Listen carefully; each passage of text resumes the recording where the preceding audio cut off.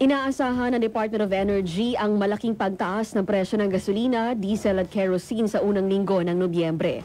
Ayon sa DOE, posibleng tumaas ang presyo ng produktong petrolyo kagaya ng gasolina na 1 peso and 25 centavos kada litro, diesel 2 pesos and 15 centavo kada litro, at kerosene 1 peso and 75 centavo per liter.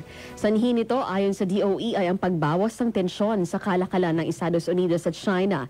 Pati na rin ang mga sanctions sa Russia, nakakaapekto rin ang paghina ng piso laban sa dolyar. Ito ang ikalawang linggong na pagtaas ng presyo ng langis ngayong buwan, matapos ang naunang oil price hike noong October 28.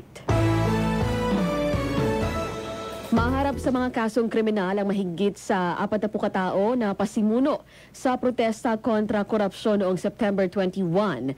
Ayon kay CIDG General Robert Alexander Morico III, kabilang sa respondents ng ang mga pasimuno ng riots na nilunsad ng iba't ibang grupo sa trilyon peso march.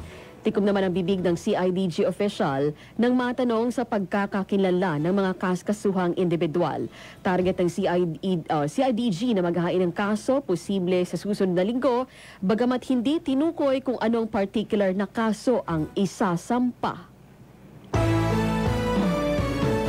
Nakapagtala ang Philippine Coast Guard ng mahigit sa 109,000 na pasahero sa lahat ng mga pantalan sa buong bansa kahapon, bisperas ng undas. Base sa datos ng ahensya, mahigit sa 54,000 ang outbound passengers, habang nasa 55,000 ang inbound passengers ang dumagsa sa mga pantalan. Para matiyak naman ang ligtas na biyahe ng mga pasahero, nag-deploy ang ahensya ng mahigit sa 5,000 na frontline personnel sa 16 Coast Guard districts.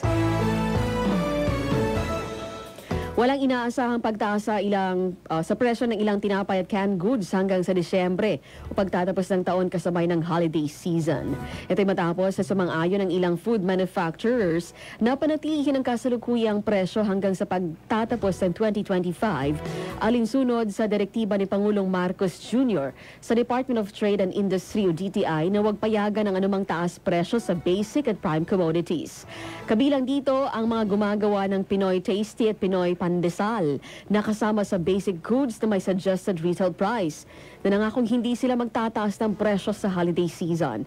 Subalit sa iba pa nilang produkto katulad ng cakes at pastries na hindi parte ng suggested retail price scheme, kailangan nilang magtaas dahil ang presyo ng sangkap dito katulad ng chocolate, butter at iba pang raw materials ay tumaas, kabilang na ang operating cost. Samantala pagdating naman sa canned sardines, sinabi ng Canned Sardines Association of the Philippines na walang problema sa kanila at mga gumagawa ng sardinas at handa silang i-freeze ang presyo hanggang sa pagtatapos ng 2025.